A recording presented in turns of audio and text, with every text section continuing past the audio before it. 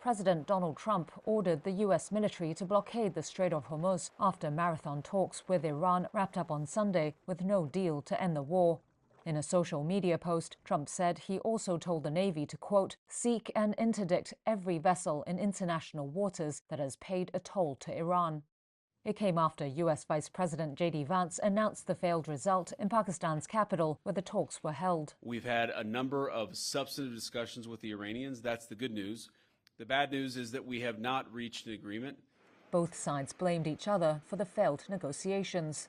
Vance said Iran chose not to accept American terms, including on nuclear arms. The simple question is, do we see a fundamental commitment of will for the Iranians not to develop a nuclear weapon, not just now, not just 2 years from now, but for the long term? We haven't seen that yet. We hope that we will.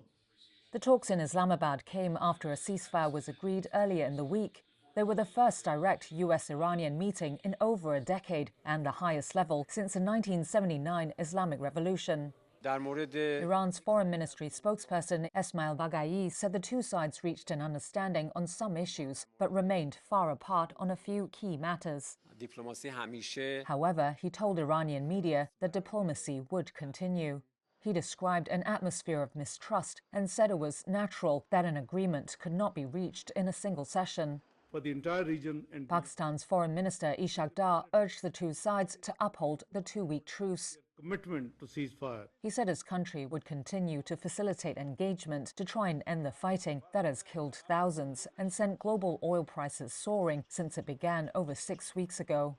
During the talks that started on Saturday, 3 supertankers carrying oil, along with some commercial vessels, passed through the Strait of Hormuz, shipping data showed. They appear to be the first oil tankers to exit the Gulf since the ceasefire deal. Hundreds of vessels are still stuck there.